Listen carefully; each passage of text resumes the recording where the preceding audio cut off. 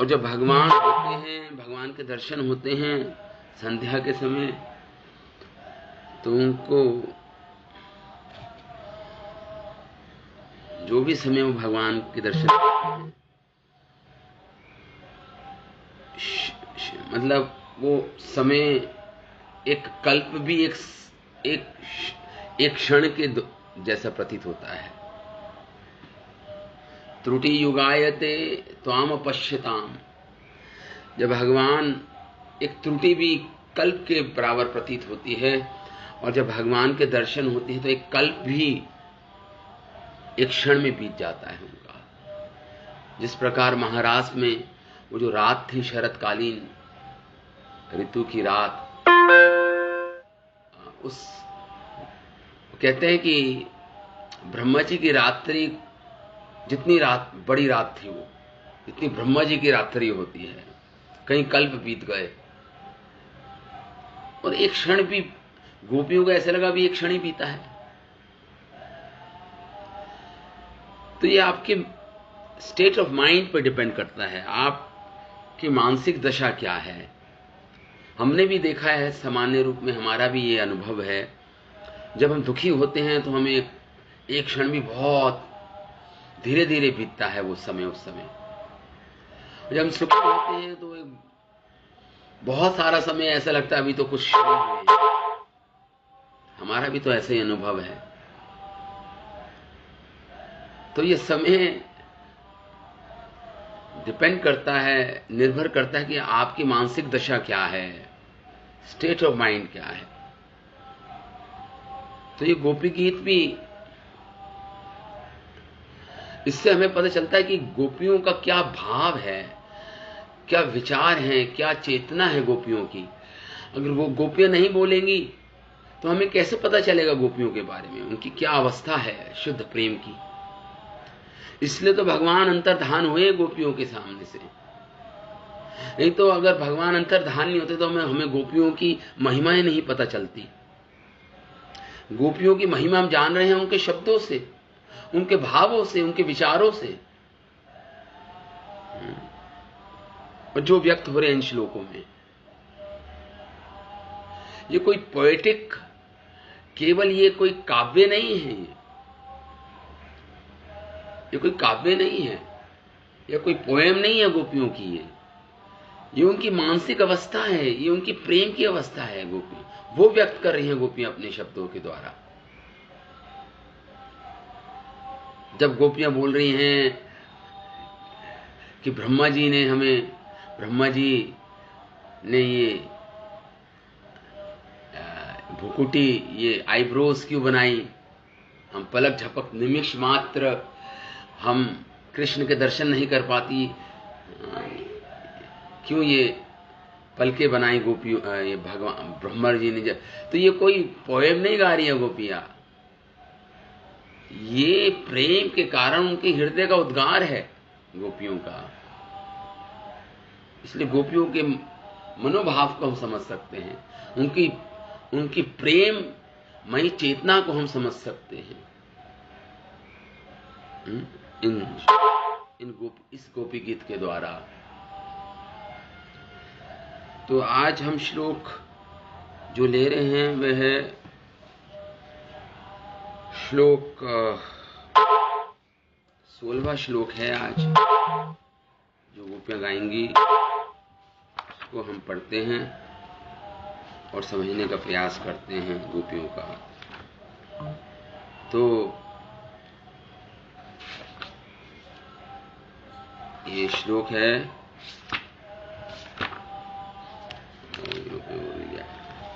ठीक है, मैं इसे पढ़ता हूं। हरे कृष्ण। श्लोक संख्या 16। पतिसुतान्वया भातृभानवा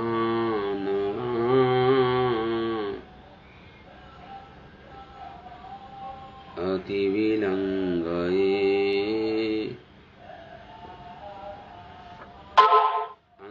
अन्तच्युतागतः गतिविदस्तवो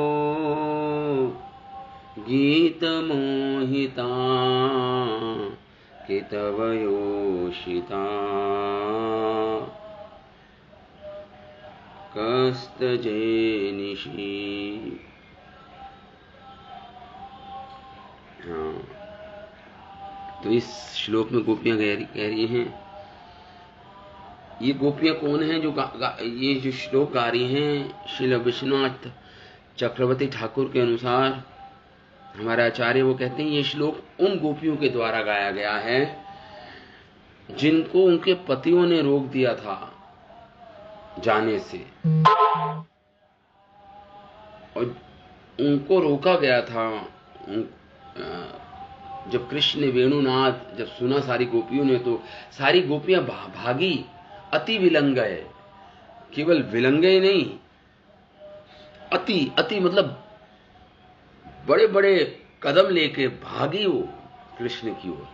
विलंग मतलब लांग बड़े बड़े स्टेप्स को ले रही थी, भाग रही थी गोपियां। तो ये श्लोक में गोपियां कह रही हैं कि अति सुतान वया भात्र बांधवान, हे कृष्ण, हम अपने पति को छोड़ के आई, अपने बंधुओं को, अपने पुत्रों को, पुत्रियों को छोड़ के आई हैं, अपने भाइयों को, ससुरों को छोड़ के, बांधवान जो भी हमारे बंधुजन हैं, सबको तिलांजलि देकर आई हैं आपके पास। और अति विलंगय मतलब केवल लांघा नहीं, अति मतलब होता है सुपरलेटिव डिग्री। अति मतलब बड़ी तेजी से भागते हुए आई हैं आपके पास, बड़े बड़े कदम लेकर आई हैं आपके पास। ते अच्युतागता, आई हैं आपके पास, हे अच्युत, अच्युत करके पुकारिए, भगवान का नाम है अच्युतः। लेकिन अब भगवान अदृश्य हो गए हैं ना, तो पहले कोई आपको इनवाइट करे अपने यहां, और जब आप उसके घर पहुंचे, कोई आपको आमंत्रित करे अपने यहां, और आप जब उसके घर पहुंचे तो पता चला वो व्यक्ति है ही नहीं अपने घर में। तो गोपियों को भगवान ने बुलाया है वेणुनाथ से, गोपियों को बुलाया है भगवान ने आज शरतकालीन उस पूर्णिमा पे। वेणु तो रोज ही बजाते थे भगवान, वंशी वादन करते थे, तो गोपियों थोड़ी ना आती थी, लेकिन गोपियों को बुलाया है भगवान ने आज विशेष रूप से वेणुनाथ के माध्यम से। इसलिए गोपियां भागी चली गई भगवान के पास, और भगवान है नहीं, अब अदृश्य हो गए हैं गोपियों के सामने। तो गोपियों की क्या दशा है अब? अति विलंग, इसलिए अच्युत करके पुकार रही है, हे प्रभु आप तो च्युत हैं, अपने प्रॉमिस को, अपने वचन को आप उससे गिरते नहीं हैं। लेकिन अब तो आप गिर गए, आपने हमें बुलाया है, आमंत्रित किया, और आप अदृश्य हो गए। इसलिए मानो कह रही हो, भगवान को स्मरण कराई हो, आपका नाम अच्युत है, आप कभी गिरते नहीं अपने वचनों से। हमें बुलाकर आप यहां से अंतर्धान हो गए, तो आपका नाम अच्युत क्यों हुआ? फिर आप तो च्युत हो गए ना अपने वचनों से। इसलिए गोपियां यहां पे सरकास्टिक वे में भगवान को अच्युत करके कह रही हैं, पुकार रही हैं, संबोधित कर रही हैं। गोपियां, हमने सब कुछ छोड़ा है अपना प्रभु, अपने पतियों को छोड़ दिया, अपने सुत को छोड़ दिया, अपने भात्र बांधवान भाइयों को, बंधुओं को सब छोड़ के आई हैं, अपने पति, अपने पुत्रों को। देखिए बहुत बड़ा ही दुर्जय ग्रह श्रृंखला, ये ग्रह श्रृंखला को तोड़ना बहुत मुश्किल काम है। हमारी आसक्ति, हमारा मोह, हमारे परिवार के प्रति बड़ा ही कठिन कार्य है इसको तोड़ना। हम जंजीरों से बंधे हुए हैं, मोह आसक्तियों की, तृष्णा की जंजीरों से। इसको तोड़ना बहुत मुश्किल काम है। कृष्ण के पास जाना बड़ा ही मुश्किल काम है। अगर किसी ने तोड़ भी दिया ये आसक्ति, ये मोह अपने बच्चों से, अपने पति से, अपने बंधु बांधवों से, अपने भाइयों से, अपने भात्रों से,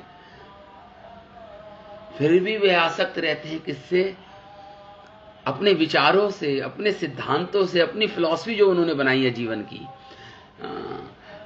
जो उनकी सोच है, जो उनके विचार हैं, उससे आसक्त होते हैं हम सब। देखो, वैसे तो बड़ा ही मुश्किल है भाई बहनों को त्यागना, पत्नी बच्चों को त्यागना, लेकिन किसी ने त्याग भी दिया, लेकिन उससे भी अधिक कठिन है अपने विचारों को, अपने सिद्धांतों को, या जो आपने एक मन के द्वारा रचित, आपने एक अपने जीवन का लक्ष्य निर्धारित किया है। आपका जीवन का लक्ष्य आपने निर्धारित किया हुआ है सबों ने अपने, कि मेरे जीवन का लक्ष्य ये है।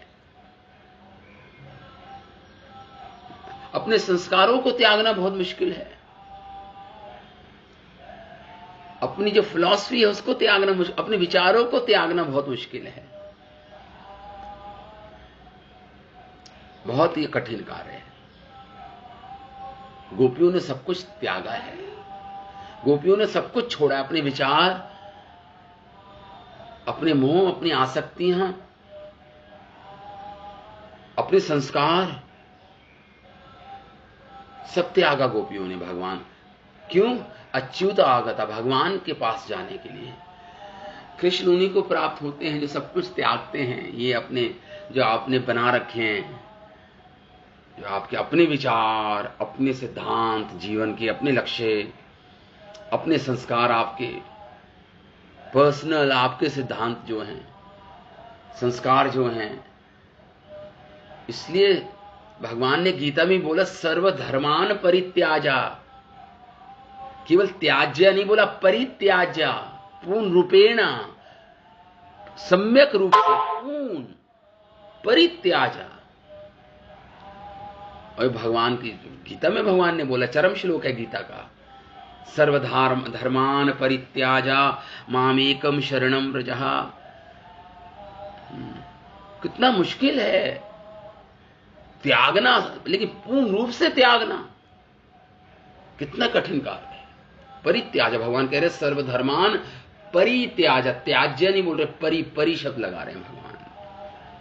पूर्ण रूपेण 100% शरणागति, समर्पण भगवान की ओर, भगवान की शरण। तो इसलिए अब ये गोपियां सब कुछ त्याग के आई हैं, सब कुछ त्याग के आई। अपना आर्य पथ छोड़ दिया, अपना कुल धर्म छोड़ दिया, अपने पतिव्रता धर्म छोड़ दिया। केवल इस संसार की नहीं, परलोक की भी गति को पर विचार नहीं किया। हमारी गति क्या होगी, कोई विचार नहीं। और इस लोक में भी गुलच्छन ही कहलाएंगी, लांछन लगेगा इन स्त्रियों को।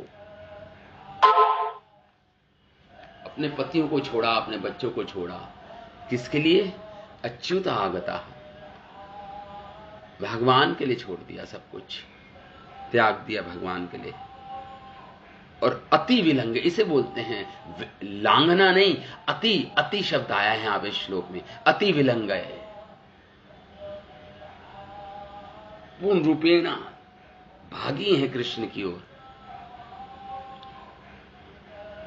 गति विदस्त्व, तो मानो भगवान पूछे कि तुम क्यों आई हो यहां पर। भगवान ने तो कहा ना, भगवान ने तो लौकिक धर्म की दुहाई दी इन गोपियों को, तुम वापस जाओ। ये पतिव्रता स्त्री के लिए उचित नहीं है अर्धरात्रि के पहली प्रहर को आना, अपने घर छोड़ना। गोपियों ने भगवान की एक एक सिद्धांत को काटा। उस समय हमने पहले डिस्कस कर चुके हैं हम ये सब, क्या भगवान ने क्या इनको तर्क दिए और किस प्रकार से भगवान के तर्क को इन्होंने, गोपियों ने भगवान उन तर्कों को रिजेक्ट किया, उनको उसका अतिक्रमण किया, उसको हराया भगवान के तर्कों को। तो यहां पे गोपियां कह रही हैं दूसरी लाइन में, गति विदस्तवा उद्गीत मोहिता। हम गतिविदा शब्द आया है, गति, हम अपनी गति जानती हैं। हम मर रही थी अपने घर में। ये विरह की 8वीं गति होती है मरना, अपने प्रियतम के विषय की विरह में मर जाना। वो 8वीं गति होती है विरह की, 8वीं कक्षा की वो सबसे हाईएस्ट होती है वो गति। यहां पे कह रही गति विदा, हम जानती हैं, हम हे कृष्ण हम। और विदा का अर्थ एक और होता है, गति का अर्थ होता है स्वभाव। हम आपके स्वभाव को जानती हैं, आप हमारे स्वभाव को जानते हैं। विदा मतलब जानना, गति मतलब स्वभाव या प्रेम की अंतिम अवस्था, मरण, विरह में मर जाना हम जानती हैं प्रभु। तो भगवान ने कहा तुम अगर इतने, तुम आई क्यों फिर यहां पर? तुम मेरे स्वभाव को जानती हो और मुझे तुम कितब मतलब होता है, इस श्लोक में आया शब्द कितब, मुझे धूर्त कह रही हो, महाधूर्त बोल रही हो, मुझे चीटर सोच कह रही हो। तो तुम आई क्यों हो? नहीं आती ना? तो कहते नहीं प्रभु, उद्गीत मोहिता, हम आपके वेणुनाथ के मोहित होके आई हैं, आपकी वेणुनाथ सुनकर। वो मोहनीय मंत्र जो आप अपनी वेणु के द्वारा जो उच्चारित करते हैं, इस वंशी में एक मोहिनीय मंत्र जानती है आपकी वंशी। अब जब ये आप कूंचते हैं फूक इसमें, इस वेणु में, और जब ये बजती है नाद, तुम हमारे मन को मोह लेती है आपकी वंशी। ये मोहनीय मंत्र जानती है ये आपकी। उद्गीत मोहिता, पूर्ण रूप से मोहित होके आई हैं, भ्रमित हैं हम, पूर्ण रूप से आपकी ओर खिंची चली आई हैं हम। बिना किसी सोच विचार के। उद्गीत मोहिता, हे किताब का अर्थ है कि भगवान को किताब करके पुकार रही हैं। किताब का अर्थ है हे शठ मतलब हे छलिया, हे धूर्त, ऐसे करके भगवान को किताब। योषिता मतलब स्त्रियां, हम स्त्रियां, कह तजेत, निशी, इस रात्रि को कौन ऐसा पुरुष होगा जो हम जैसी स्त्रियों को त्यागेगा?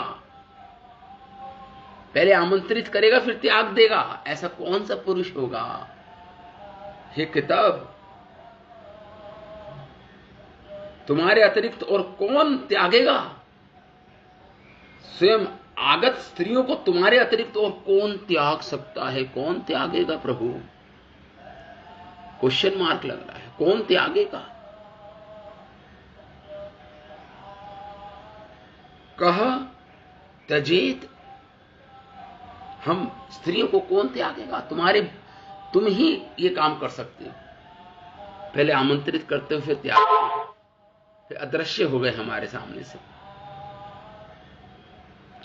तो पूरे श्लोक का अर्थ ये हुआ, हे अच्युत, हे वंचनशील, वंचन मतलब तो वंचना करना, झूठ बोलना, धूर्तता दिखाना, धृष्टता दिखाना, हे तुम हमारे आने का कारण अच्छी तरह जानते हो, गतिविधा तुम जानते हो हम क्यों आई हैं। हम लोग तुम्हारे उच्च वेणु गीत पर विमोहित होकर अपने पति सुत बांधर बांधवों का त्याग करके तुम्हारे निकट आई हैं। इस रात्रि काल में स्वयं आगत स्त्रियों को तुम्हारे अतिरिक्त और कौन त्यागेगा।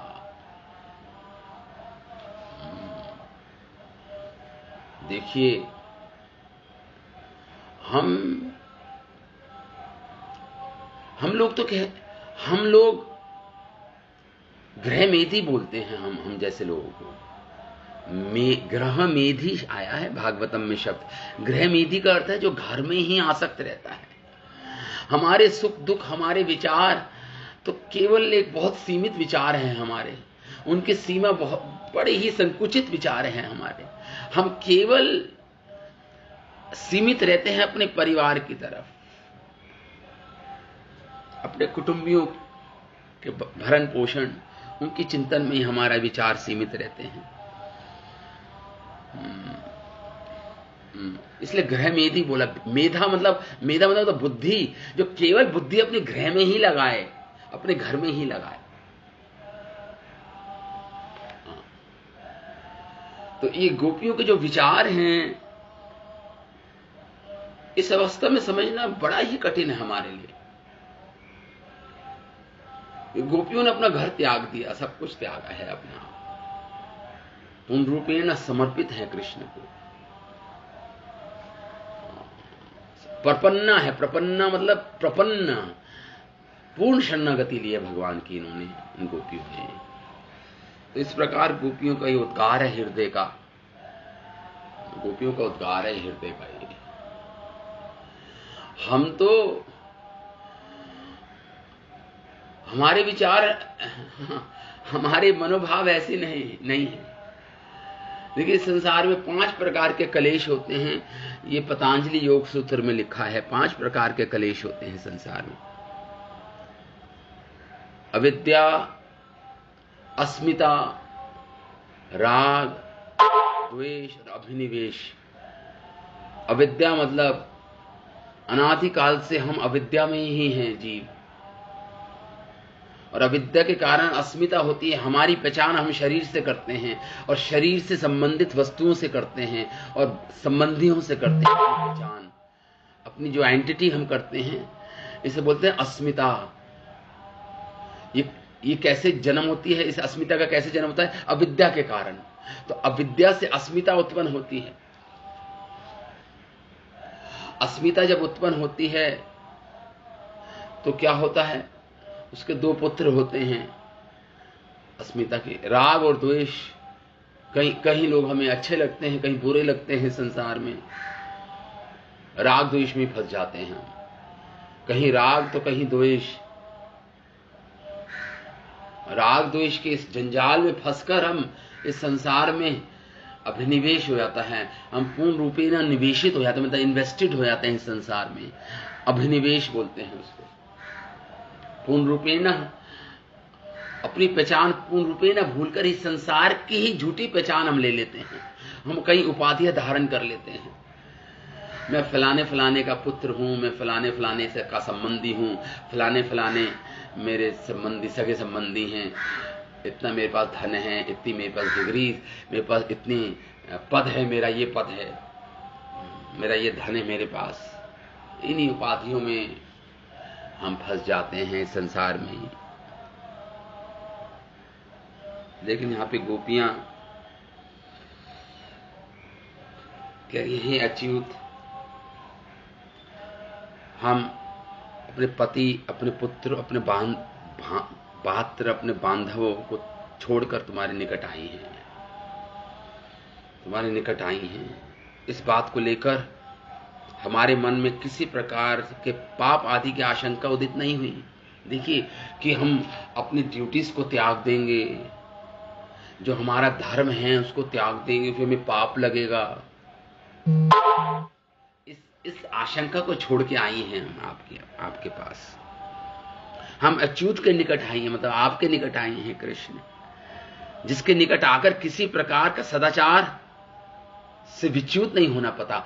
अगर कोई कहे नहीं सदाचार नहीं है ये स्त्रियों का, लेकिन नहीं, सबसे बड़ा सदाचार ये है कृष्ण की शरण में जाना। हाँ, तभी उनका नाम अच्युत है। तुम्हारा एक विशेष गुण है, हे प्रभु, आप प्रपन्न रंजन हैं। प्रपन्न मतलब जो प्रपन्न है, जो शरणागत जीव हैं, समर्पित जीव हैं, उनको आप आनंद देते हैं, उनको अपनी शरण में लेकर उनको सुख प्रदान करते हैं। रंजन, इसलिए आप प्रपन्न रंजन हैं, ऐसे गोपियां कहते हैं। तुम इस गुण से कभी विच्युत नहीं होते, इसलिए अच्युत। तुम जो तुम्हारे शरणागत आ गया उसको कभी त्यागते नहीं, इसलिए तुम अच्युत हो, विच्युत हो। वे प्रपन्न जनों की सभी प्रकार के पापों से उनकी रक्षा करते हैं। सर्वधर्मान परित्याजा मामेकम शरणम व्रजा अहम त्वाम सर्व पापेभ्यो, सारे पापों से रक्षा करूंगा तुम्हारी। तुम ये मत सोचना कि मैंने ये अपना स्वधर्म का आचरण नहीं किया, मैंने अपने परिवार के प्रति, समाज के प्रति, देश के प्रति जो मेरा कर्तव्य था उसको त्याग दिया, तो क्या मुझे पाप नहीं लगेगा? भगवान कह रहे नहीं लगेगा कोई पाप। तुम मेरी शरण में आए हो ना, सब कुछ छोड़कर, कोई पाप नहीं लगेगा, रक्षा हो जाएगी तुम्हारी। उन्होंने अर्जुन से यही प्रतिज्ञा की थी भगवान ने। तो गोपियों ने स्वयं, पिछले हमने श्लोक पढ़ा था, भगवान ने कहा था तुम्हारे पति, तुम्हारे बच्चे दुखी होंगे तुम्हारे कारण, तुम उपस्थित नहीं हो वहां पे। अर्धरात्रि को घर की स्त्री अगर नहीं हो घर पे तो सबके लिए एक असंतोष का कारण बन जाएगा, चिंता का कारण बन जाएगा। तो उस समय गोपियों ने बोला था भगवान को,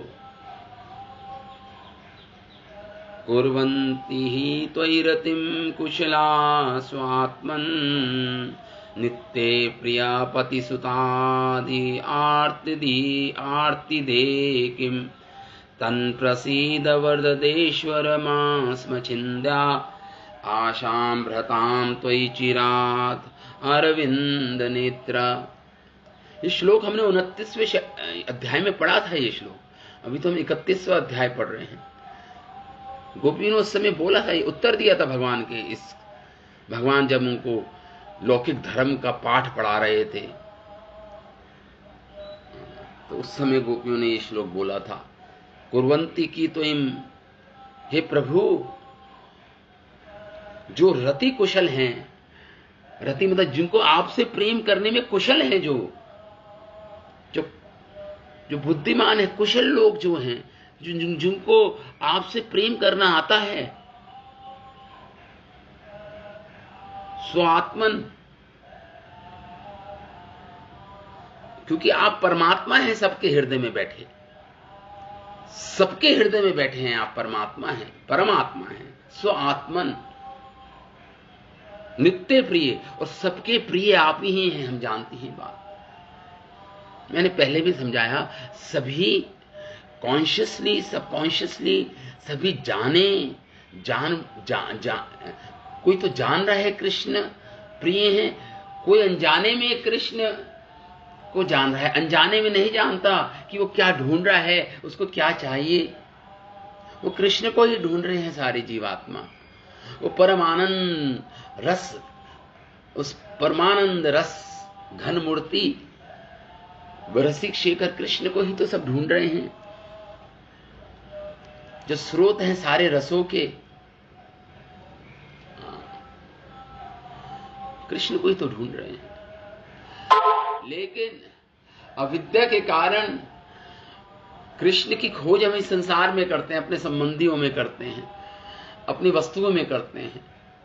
यह अविद्या का कारण, अविद्या इसका कारण है। मैंने बताया ना 5 क्लेश में अविद्या सर्वप्रथम अविद्या होती है।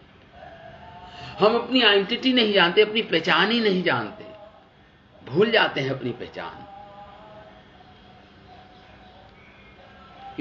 कि हमारी सबसे बड़ी नीड मतलब सबसे बड़ी हमारी अगर हमारी कोई आवश्यकता है, वो है भगवान से प्रेम करना। इस बात से हम अविद्या के कारण नहीं समझ पाते इस बात को।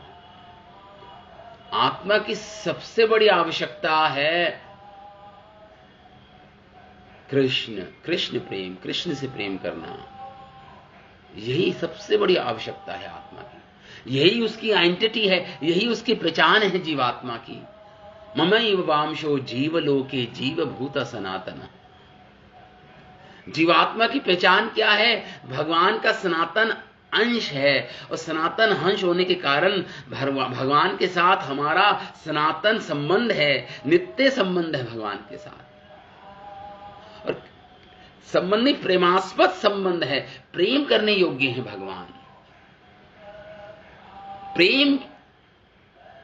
प्रेम करने योग्य केवल भगवान है संसार में, और कोई नहीं। इसलिए आप एक गोपियां जब अपने पति भात्र बांधव को छोड़ के आई हैं, ये है कृष्ण की शरणागति। अगर एक भी धागा बाकी रह गया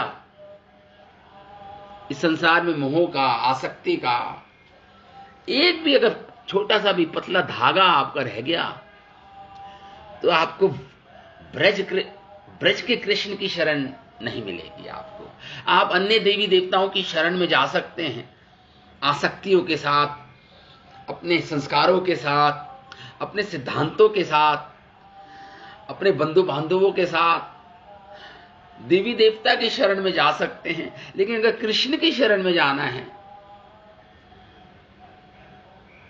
और रति कुशल बनना है, अगर कृष्ण में कुशलता प्राप्त करनी है, कृष्ण प्रेम में, कृष्ण की शरण में जाना है, तो पूर्ण रूपेण आपको सब कुछ, आपको कम से कम बाह्य रूप, आंतरिक रूप से, बाह्य रूप में ठीक है रहते रहिए साथ, आंतरिक रूप से अंदर में कम से कम त्यागना होगा आपको। पूर्ण रूपेण कृष्ण की शरण लेनी होगी। बाह्य रूप से उनके साथ हैं, फिर भी आप उनके साथ नहीं हैं। मन तो केवल कृष्ण को देना होगा। भगवान आपके मन, एक ही मन है आपका, आपके मन को दो किसी के साथ बांटना नहीं चाहते। भगवान का ये स्वभाव है, वो आपका मन और आपकी बुद्धि पूर्ण रूप से अपनी बनाना चाहते हैं। आप ये नहीं कर सकते थोड़ी सी मन बुद्धि अपने घर वालों को दे दी, किसी देवता को दे दी, थोड़ी सी मन बुद्धि कृष्ण को दे दी। नहीं, कृष्ण अस्वीकार कर देते हैं ऐसे प्रपन्ना को, ऐसे शरणागत जीव को। पूर्ण रूपेण यही गोपियां, देखिए गोपियों के आचरण से हमें यही सीखने को मिल रहा है। ये कोई स्टोरी नहीं चल रही है, ये कोई कहानी, कथा, काव्य, पोयम नहीं है ये गोपियों की। गोपियां कर रही हैं, इसको प्रैक्टिकली करके दिखा रही हैं। तो यहां पे यही बोल रहे हैं, कुर्वंती, हे प्रभु। उस समय गोपियों ने बोला था ये श्लोक कि जो रति कुशल हैं, जो स्वात्मा, जो आप परमात्मा हैं, नित्य प्रिय हैं सबके, पतिम सुताम आदि भीर आरती दे किम। प्रभु ये पति है, ये पुत्र हैं, ये घर है, ये धन, ये जो भी वस्तु हैं, ये सारे संबंधी हमारे केवल दुख के ही कारण बनते हैं। हम इस बात को जानती हैं। गोपियां कहती हैं आपके अतिरिक्त जो भी संबंध है हमारा संसार में, याद रखिएगा, स्मरण रखिएगा इस बात का, केवल दुख के ही कारण बनेंगे, केवल दुख के कारण। यही नियम है संसार का। चाहे आपके पुत्र हो, पुत्रियां हो, आपके पति हो, किसी से भी आपका जो भी संबंध है, केवल कह रही हैं यहाँ पे गोपियां, आरती दे किम, दुख के अलावा कुछ नहीं दे सकते हो। इसलिए हम आपकी शरण में आए हैं प्रभु। आप रति कुशल हैं, आप सबके प्रिय हैं, नित्य प्रिय तो आप हैं सारी आत्माओं के। तन प्रसीद वरदरेश्वर मास्म छिंद्या। इसलिए प्रभु आप हम पे कृपालु हो जाइए। हे वरदान देने वाले वरदेश्वर, मास्म छिंद्या, हमारे इस आपके प्रति जो शरणागत भाव है, इसको छिन्न भिन्न मत कीजिए, इसको छिन्न भिन्न मत कीजिए। ये मत कहिए कि हम वापस जाएं अपने घर, हम नहीं जाएंगे अपने घर। हमारे कदम एक पग भी हम अपने घर की तरफ नहीं मुड़ेगा हमारा प्रभु। मास्म छिंद्या, इसको छिन भिन मत कीजिए, हमारे आपके शरणागत हैं हम। आशाम भृताम तोई चिराद अरविंद नेत्रम, हमारी ये आशा लेके आई हैं हम कि आप हमें स्वीकारेंगे, आप हमें अपना बनाएंगे प्रभु। इस आशा को मत छिन भिन कीजिए हमारे। चिराग मतलब ये आशा हमारी लंबे समय से हमारी एक ही आशा थी, बचपन से ही हमारी एक ही आशा थी प्रभु, आपको प्राप्त करने की। चिराग, हे अरविंद नेत्र, हे कमल नयन कृष्ण। ये गोपियों ने उस समय बोला था ये कि सबका संबंध तो आपसे, पहला संबंध, सबसे प्रथम जो संबंध है सारे प्राणियों का वो कृष्ण से है, परमात्मा है ना। बाकी सारे जो संबंध हैं वो संबंध नहीं, वो बंधन ही है। संबंध तो मतलब सम्यक बंधन, वो तो केवल भगवान से है। संबंध, सम मतलब सम्यक, पूर्ण रूपेण, कंप्लीटली। बंधन मतलब बंधन भगवान से ही है केवल जीवात्मा का। बाकी तो सम हटा दो, केवल बंधन है संसार में तो हमारे। तो यहां पे ये गोपियां जो ये श्लोक गा रही हैं, कृष्ण के वंशी वादन के समय पति तथा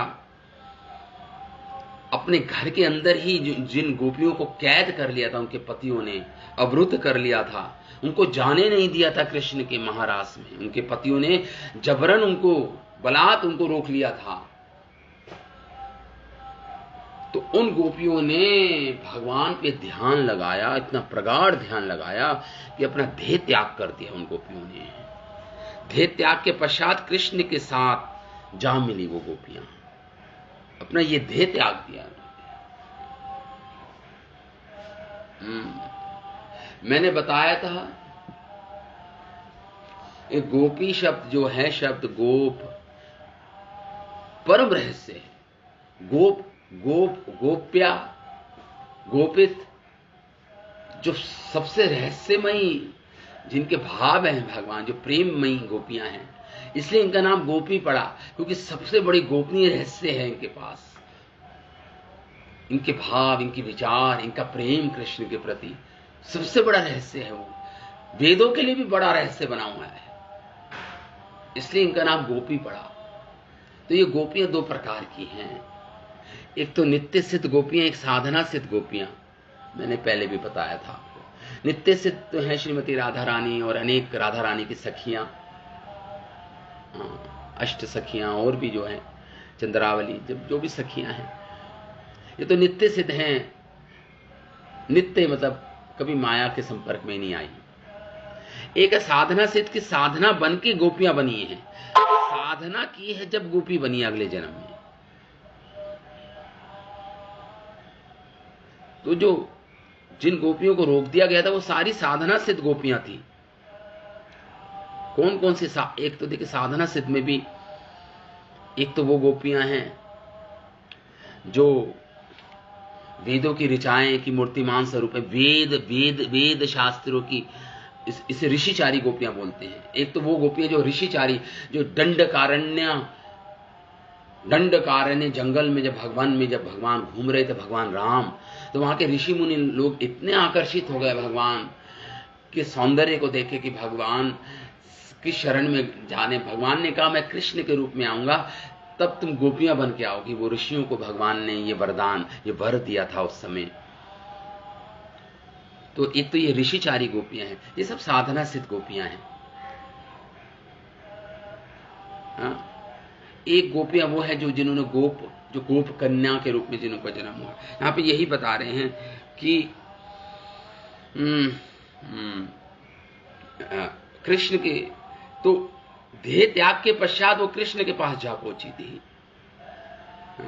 कृष्ण के पास जा पहुंची थी। वेणु वादन के समय पतियों द्वारा जिनको रोक लिया गया था, उन्होंने ईर्ष्या के साथ ये श्लोक बोला है। ये श्लोक जो जिस पर हम चर्चा कर रहे हैं, बड़े ईर्ष्या के साथ बोला है उन्होंने श्लोक। पतियों द्वारा निरुद्ध होने पर मूर्छा काल में अपना ये देह त्याग दिया। ये गुणमय, ये देह जो गुणों से बना है, इस देह का त्याग के, थोड़ा सा कलेश, थोड़ा सा रंच मात्र गुण थे इन गोपियों, जो साधना सिद्ध गोपियों में त्याग दिया और कृष्ण के पास पहुंच गई। यहाँ पे ये बोल रहे हैं, कृष्ण के वंशी वादन के समय कुछ गोपियों को उनके पतियों ने घरों में अवरुद्ध कर लिया और किसी प्रकार बाहर ना निकल पाई, तो उत्कंठित चित्त से आंखें बंद कर कृष्ण का ध्यान करने लगी। उनके अत्यंत दुस्सह, जिसको सहने योग्य कृष्ण भीरे ताप से सभी प्रकार का अशुभ दूर हो गया। जो थोड़ा मरंचमात कले जो था, उनके अशुभता थी उन साधना सिद्ध गोपियों में, वह भी दूर हो गई कृष्ण भीरे में। वह छोटी मोटी जो जिसके और उस दोष के कारण ही उनके पतियों ने उनको रोक लिया था, वह दूर हो गई। ये गोपियां ध्यान योग द्वारा अपनी जार बुद्धि, मतलब मोटी बुद्धि, मतलब कोई जार बुद्धि, गोपियां तो पढ़ी लिखी थोड़ी ना थी, अपनी जार बुद्धि से उस परमात्मा को प्राप्त कर सभी बंधनों से मुक्त हो गई। उन्होंने मतलब ये जो सारी बंधन, जो भी हमें जो ध्येय मिलता है, अपने पाप और पुण्यों कर्मों के कारण हमें एक ध्येय प्राप्त होता है। तो गोपी ऐसे पाप और पुण्य के कारण जो ध्येय प्राप्त होता है उससे मुक्त हो गई। कृष्ण की विरह की ताप से जो थोड़ा सा रह गए थे, जो अंश मात्र पाप पुण्य के रह गए थे, वो भी भस्म हो गए थे। और इसलिए ध्येय त्याग कर आध्यात्मिक ध्येय से कृष्ण की महारास में प्रवेश कर गई ये गोपियां।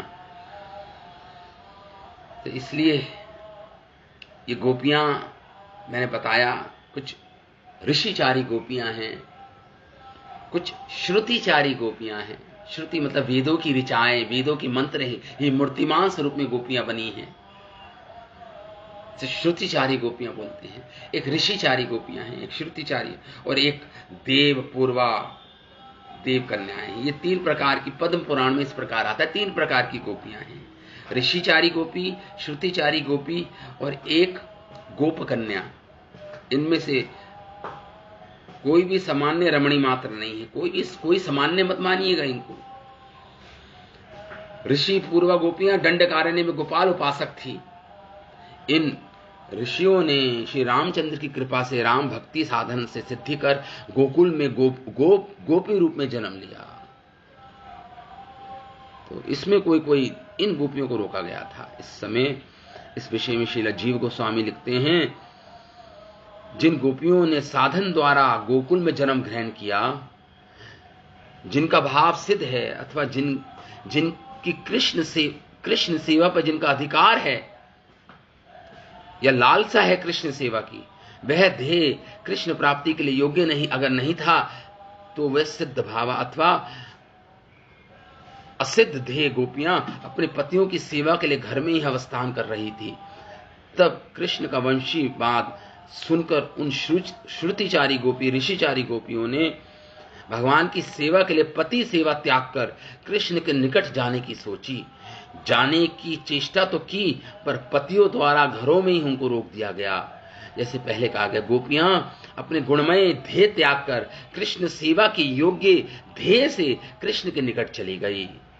किसी के मन में तो ये भाव है। तो इसलिए प्रश्न ये उठता है कि गोपी के गर्भ से कैसे जन्म ले लिया। अभी भी थोड़ा पाप और पुण्य का थोड़ा बैलेंस बाकी रह गया था। इन्होंने गोपियों के गर्भ में कैसे जन्म ले लिया ब्रज में। तो उसके उत्तर में हमारे आचार्य जन कहते हैं, देखिए देवकी के जो 6 पुत्र थे जिनको मारा था कंस ने, वो भी तो प्राकृत देवकी जो भगवान की नित्य माता हैं, उनके गर्भ में जो अप्राकृत है देवकी का ध्येय चिदानंद स्पिरिचुअल ध्येय है उनका। जब देवकी के गर्भ में वो प्राकृत शिशु जन्म ले सकते हैं, जो पिछले जन्म में कालनेमी के पुत्र थे, जिनका वध कंस ने किया था, पिछले जन्म में कालनेमी के पुत्र थे 6। इस जन्म में देवकी के पुत्र में जन्मे थे, और कंस ने जिनका वध किया था वो भी प्राकृत शिशु थे। लेकिन फिर भी अप्राकृत गर्भ में उन्होंने जन्म लिया। अप्राकृत देवकी का गर्भ अप्राकृत है, संसार का नहीं है। प्राकृत प्रकृति से नहीं बना, अप्राकृत गर्भ है देवकी का। वहां पे भी ये भगवान की लीलाएं हैं, ये भगवान की शक्तियों द्वारा संभव हो सकता है। इसलिए भगवान जब स्वयं भी अवतार लेते हैं, भगवान इस संसार से अछूते ही रहते हैं, प्रपंचातीत रहते हैं, इस प्रपंच से अतीत ही रहते हैं, फिर भी भगवान किंचित प्राकृत अंश को स्वीकार करते हैं। भगवान प्रकृति को स्वीकार करते हैं भगवान अपनी स्वेच्छा से। जो भी हो। उन गोपियों ने अभिमान आक्रोश से भरकर कृष्ण से कहा, हे कृष्ण, हमें इस तरह अपने निकट आकर्षित कर लिया, अब हमें त्याग देना अत्यंत अनुचित है कृष्ण। हम लोग पति पुत्र बांधव को प्रबल रूप से लांग कर, अतिलंघित अर्थात उनके वाक्यों का अतिक्रमण कर, उनके साथ प्रीति स्नेह आदि का संपर्क छिन्न भिन्न कर आपके निकट आई हैं। यहां पुत्र त्याग की बात कही गई है। तो यहां पे ये कृष्ण वल्लभा, ये व्रज रमणियां जो हैं, कृष्ण वल्लभ हैं, में से किसी के घर में संतान कभी उत्पन्न नहीं हुई। इन गोपियों के जो पुत्र थे एक्चुअली इनकी संतान नहीं थी, वो इनके जीजाओं की या इनकी सालियों की, जो भी मतलब दूसरे ब्रजवासियों की संतान थी, गोपियों की संतान नहीं थी वो, ऐसा शास्त्र बोलते हैं। तो सब आई थी तुम्हारी मुरली गायन को मोहन से आकर्षण होकर, विमोहित होकर ये कृष्ण की ओर दौड़ आई थी।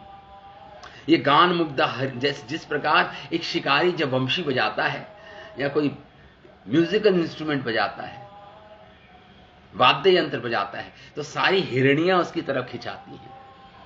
उसी तरफ गान मुग्धा हरिणियां व्याध के मोहन गान से आकृष्ट हो जाती हैं। उसी प्रकार और इसका कोई भान नहीं, विवेक शून्य हो जाती है। कोई विवेक नहीं रहता कि मेरा हित किसमें, मेरा अहित किसमें है। विवेक शून्य हो जाती है। यही प्रेम है। देखिए, प्रेम में विवेक, इस संसार में भी देखो आप, इस संसार में भी जब प्रेम होता है या सो कॉल्ड प्रेम नहीं होता, वो काम वासना नहीं होता है, उसमें ही विवेक बुद्धि खत्म हो जाती है। किसी की विवेकता नहीं रहती, क्या हित है क्या अहित है मेरा। तो ये तो अप्राकृत प्रेम है गोपियों का। ये तो क्या है, महाभावमती गोपियां हैं। दौड़ी चली गई कृष्ण की ओर। आज भी उसी तरह मुरली वादन आपने किया, आज सुनकर हम आपके पास आए हैं। क्यों? आप गतिविदा हैं। गतिविदा मतलब तुम्हारा वेणु गायन नहीं, तुमने जानबूझकर हमें मिलने की इच्छा को लेकर आज तुमने वंशीनाद किया है कृष्ण। इस वासना का सुस्पष्ट संकेत ध्वनित हुआ। सुखदेव गोस्वामी निशम्य गीतम तनंग वर्धनम। जब गोपियों ने सुना ये गीत वेणुनाथ का, तो निशम्य जब सुना तो तन अनंग वर्धनम, उनके हृदय में प्रेम उबल गया, उबाड़, मतलब प्रेम का बाढ़ आ गई, मानो हृदय विभल हो गया प्रेम से। व्रज स्त्रिय कृष्ण ग्रहित मानसा, और कृष्ण जैसे कृष्ण ने उनके मन को ग्रहण कर लिया हो, पूरा उनका क्या कर लिया हो, उनको किडनैप कर लिया हो, मानो उनके मन को। कृष्ण ग्रहित मानसा बन गई गोपियां। उनके मन में केवल कृष्ण भावना भावित बन गई। जब वेणुनाथ सुना कृष्ण का, कृष्ण ग्रहित मानसा, मानो कृष्ण ने उनके मन को चोरी कर लिया, ग्रहण कर लिया हो। आज गुर अन्य, और एक दूसरे से छिप छिपाती गोपियां, एक दूसरे को भी नहीं बताया, दौड़ी चली आई एक दूसरे से छुप छुप के गई। जब कृष्ण का वेणुनाथ सुना था इन गोपियों ने, सा यत्र कांतो चवल, और जब चल रही थी कुंडला, इनके कुंडल हिल रहे थे, गोपियां दौड़ रही थी कृष्ण की ओर। ये श्लोक हमने पहले 29वें अध्याय में पढ़ा था। तो इस प्रकार गोपियां बोली, गतिविद, तुम हमारे आगमन का कारण अच्छी तरह जानते हो कृष्ण। यदि कृष्ण कहे कि तुम लोग धैर्य गंभीरशाली पतिव्रता हो, फिर वंशी वादन सुन के तुम विमोहित क्यों हो गई गोपियों? मानो कृष्ण कहे तो उसका उत्तर है, तुम्हारे वंशी गीत पर सदा ही आकृष्ट और मोहित होते हुए हम आई हैं। मोहित हो गई आपके वेणु गीत से प्रभु। अब हम तो ठहरी सरला ब्रजबालाएं, हमारी तो बात ही क्या, बड़े बड़े देवी देवता। मोहित हो जाते हैं तुम्हारे वंशी नाथ को सुनकर। कृष्ण कहे मेरा ऐसा ही स्वभाव है, तुम सब जानती हो, फिर तुम सावधान क्यों नहीं हुई? ठीक है, अब आई हो तो आ गई हो तो अब दुख सहो, अब टॉलरेट करो इस विरह की अग्नि को। गलती की है ना तुमने आकर, अब जब गलती की है तो उसको सहन भी करो, अब गलती के परिणाम को। अब विश्वनाथ चक्रवर्ती ठाकुर इस प्रकार अपनी टीका में लिख रहे हैं। भगवान कह रहे हैं ये गोपियों, तुम आई हो तो अब अपनी जो गलती जो तुमने की है उसको सहन भी करो ना। अब तुम कह रही हो कि तुम मेरे, अब टॉलरेट करो इस पेन को, इस दर्द को सहन करो। तब गोपियां बोलती हैं हे प्रभु आप कितव है, चीटर हैं आप। कौन ऐसा व्यक्ति होगा जो रात में आई स्त्री, हम जैसी स्त्रियों को अर्धरात्रि में बुलाए और उसको त्याग दे कि रात को आपके पास आई है। तो अब आप हमें हमारा तिरस्कार ना करें, हमें रिजेक्ट ना करें, आप हमें ना त्यागिए। इस प्रकार गोपियों ने श्लोक में बोला था। तो यहां पे यही बोल रही हैं गोपियां कि समय हो गया। श्रील रूप गोस्वामी लिखते हैं ये गोपियां, तुम्हारा वेणु गायन ही महामोहन मंत्र विशेष है, तुम्हारा वेणु वादन। ये सब भुलाकर हम तुम्हारे यहां तुम्हारी तरफ खींच लेता है ये वेणु वादन। इसके विषय में विदक माधव ग्रंथ में श्रील रूप गोस्वामी लिखते हैं कि रूप गोपी कहते हैं अरे मुरली के, अरे उत्तम बांस में तुम्हारा जन्म हुआ, बांस की तुम हो। अरे मुरली के, पुरुषोत्तम के हाथ में तुम्हारी स्थिति हमेशा रहती है और जाति भी तुम्हारी, तुम जाति से भी सरल हो, बांस की तो हो। पर अहो गोपांगनाओं के महामोहन मंत्र की विषम दीक्षा तुम्हें किस गुरु ने दी? तो ये पूछ लिया गोपियां, हे वेणु, हे वंशी, हे मुरली के, हे मुरली, तुम्हें कौन से गुरु ने दीक्षा दी जो तुम ये मोहनीय मंत्र को जान गई हो? बड़े ही निपुणता से इस मोहन मंत्र को तुम जान गई हो, इसमें सिद्धि कर ली है तुमने।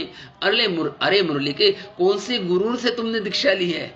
मानो ये पूछ रही हैं गोपियां उस वेणु से पूछ रही हैं, कौन से गुरु से दीक्षा ली जो इतने मोहनीय मंत्र को जान गई हो? तुम सिद्ध कर लिया अपने मंत्र को। तो इस प्रकार गोपियां अपने स्वयं का स्वभाव और हम लोगों का स्वभाव तुम अच्छी तरह जानते हो कृष्ण, तुम सब जानते हो। और तुम ये भी जानते हो कि हमारी और कोई गति नहीं है, गति विधा, ये भी जानते हो तुम। इसलिए स्वभाव वश वंशी बजाता हूं। तो मुझे क्या पता था कि तुम आओगी? तुम मानो कृष्ण कहें तो उसके उत्तर में गोपियां कहती हैं तुम गतिविद हो, तुम जानते हो, तुम्हारी वंशी ध्वनि सुनकर हम लोग वन में आएंगे, तुम जानते हो इस बात को। यहां आकर ऐसी गति, तुम गतिविद हो। इस प्रकार इस रात्रि में भीत अबला सरला गोप बालाओं को त्यागना तुम्हारे लिए अनुचित है कृष्ण। हे किताब, भली रात्रि के समय स्वयं आई स्त्रियों को भला कोई त्यागता है? कोई नहीं। धूर्त हो तुम। इस अवस्था में योषित गण जो गोपियों को कौन त्याग सकता है? इसलिए तुम केवल धूर्ती नहीं, तुम अकृतज्ञ भी हो, अनग्रेटफुल भी हो। तुम केवल धूर्त नहीं, तुम अकृतज्ञ भी हो, और केवल अकृतज्ञ नहीं, तुम अनग्रेटफुल ही नहीं, तुम रात के समय उच्च गीत द्वारा मोहित कर रमण इच्छा की पूर्ति के लिए निर्जन में अबला सरला हम ब्रजबालाओं को निकट आह्वान किया और अब त्याग रहे हो। ये कैसी भयानक धूर्तता है तुम्हारी। तुम धूर्त हो, तुम अकृतज्ञ हो, और तुम महान भयानक धूर्तता है तुम्हारी ये। इस प्रकार गोपियां इस श्लोक में भगवान पे क्रोध कर रही हैं गोपियां। और कौन है ये गोपियां? जो कह रहे हैं ये वो हैं जो साधना सिद्ध गोपियां हैं, जिनके पति ने रोक लिया था, बाद में आध्यात्मिक ध्येय प्राप्त करके वो कृष्ण की महारास लीला में गई थी। ये श्लोक उन गोपियों के द्वारा बोला गया, हमारे आचार्य जन इस प्रकार बोल रहे हैं। तो ये है हमारा स्वभाव, यही है मनोदशा गोपियों की। इसको समझना है, इसी को समझना है। इसमें प्रेम से पूरित मनोभाव है ये गोपियों के। हमें त्यागो मत कृष्ण, हमारे सामने प्रकट हो जाओ। तो ये गोपियों की कोई पोएम नहीं है, उनके हृदय का प्रेम, विभल हृदय का उद्गार है, क्रंदन है, उनका विलाप है। इसलिए इसको गोपी गीत या विलाप गीत भी बोलते हैं। विलाप है गोपियों का, रो रही हैं गोपियां पुनः कृष्ण से मिलन की आकांक्षा कर रही हैं, इस इच्छा के साथ। तो ठीक है, आज हम यहीं पे विराम देते हैं इस कथा को। कल पुनः उपस्थित होंगे एक नए श्लोक के साथ। 16वां श्लोक यही था। गोपियां भगवान को कह रही हैं, सब कुछ त्याग के आई है, हमें त्यागी मत आप, इस श्लोक में बोल रही हैं। श्रीमद् भागवतम महापुराण की जय। शिल वेद व्यास मुनि के, शिल सुखदेव गोस्वामी, शिल प्रभुपाद के, अनंत कोटि वैष्णव वृंद, निताय गौर प्रेमानंद। हरि हरि बोल।